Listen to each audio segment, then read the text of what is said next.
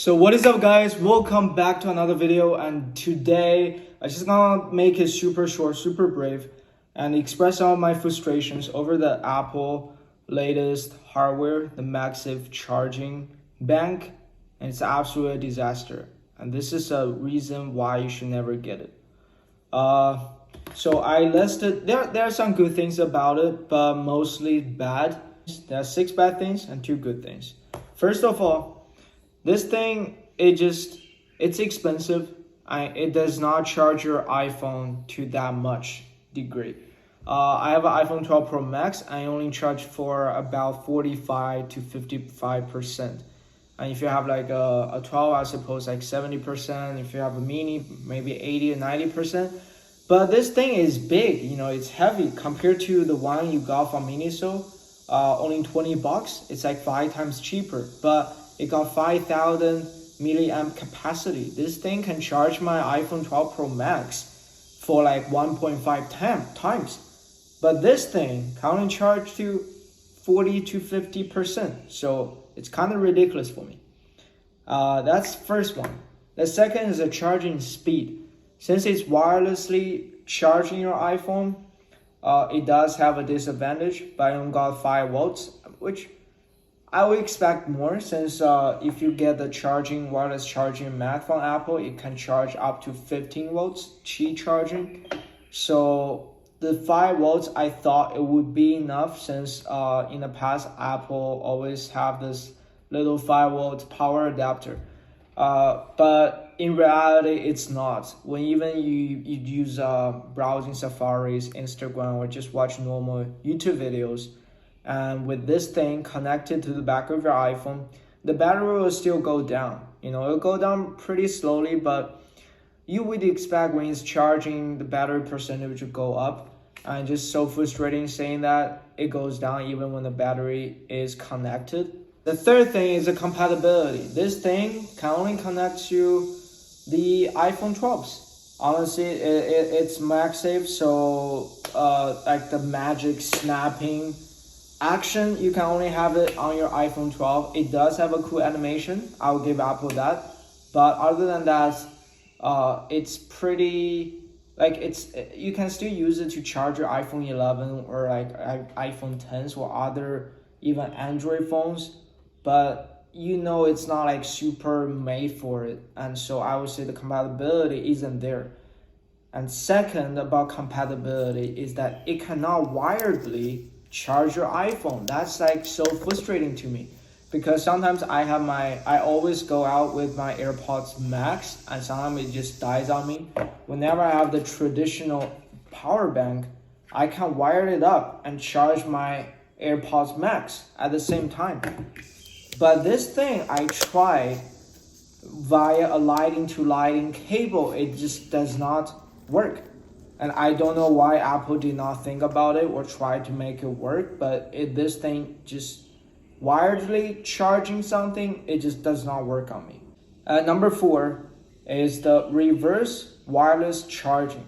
So technically, it can reversely charge your iPhone, and your iPhone can reversely charge this thing as well.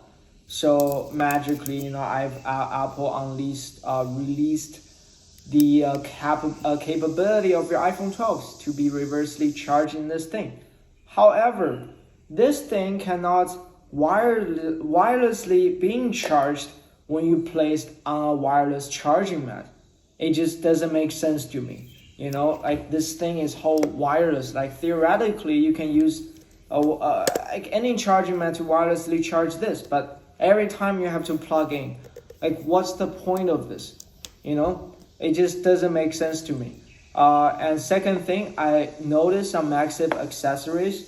So magnets, it got the North Pole and the South Pole. If you assume the iPhone 12s, they're all North Poles, then this thing has to be South Pole to be attractive. And for example, this thing is also a MagSafe accessory. It also have the South Pole. So when you put 2 South Poles together, they will repel each other. It's not like perfectly aligned. The circle, see, it's never aligned. I guess that's the problem like Apple facing when you use this, since this is also the same magnets as this one, so they will repel each other. It's never a perfect alignment. But on the other hand, on the physics side, inductive charging can be charged even if it's not like a 100% efficient. But theoretically, it can be charged, but Apple somehow software-wise disable this feature. And sometimes it's pretty frustrating to me. Like, I just want to snap this on and it just magically charging. But this light never lit up on me. And it's been confirmed. I tried a lot of times. I don't think it's charging at all. And fifth, it's the weight. It's considerably pretty thick boy. At the beginning, I thought it's like as sleek as this one, but it's just the dimension wise. It has the exact same dimension, but pretty much double or triple the thickness, which is pretty frustrating. I mean, I get used to heavy phones, but still, yeah, it's pretty heavy. If you have an iPhone mini, it's pretty much double the weight. So if you hate like something heavy and always attached to the back of your iPhones, I don't recommend this either. And number 6, okay, it's a minor disadvantage, but I just want to point it out.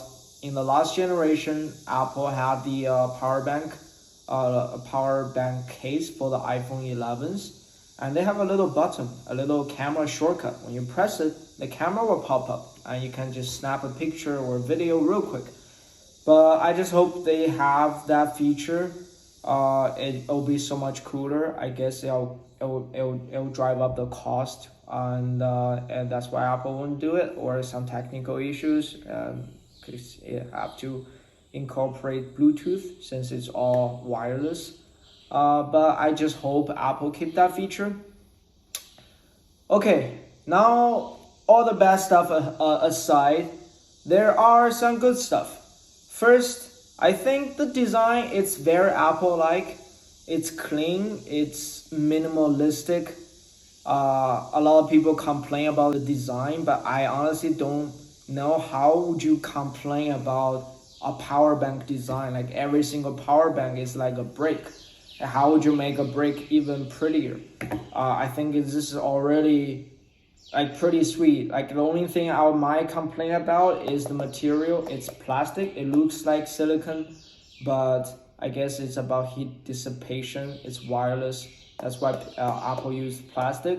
I just hope it's silicone like this. It will be a lot nicer. But other than that, yeah, the design isn't bad. It's very Apple-like. And second, I guess it's that it could be more water resistant or waterproof than the previous generations, since it's all wireless.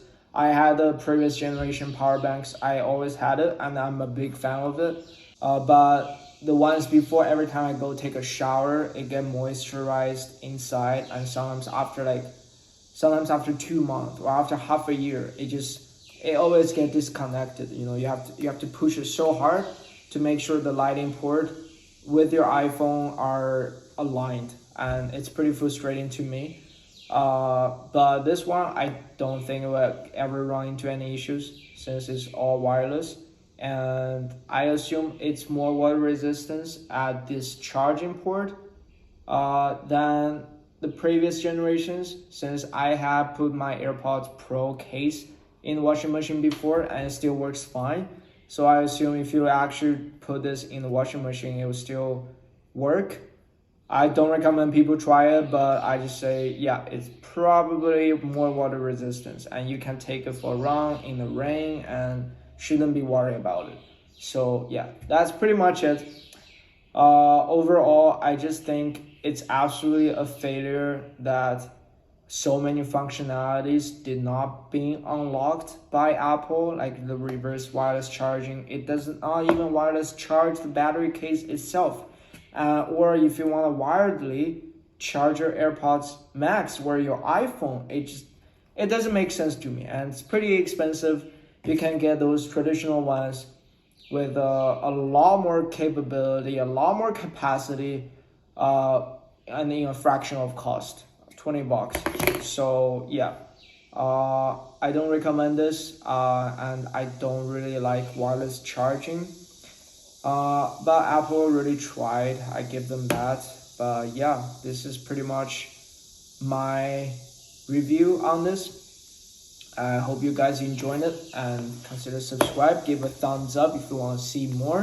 And I'll catch you guys in the next one. Peace out.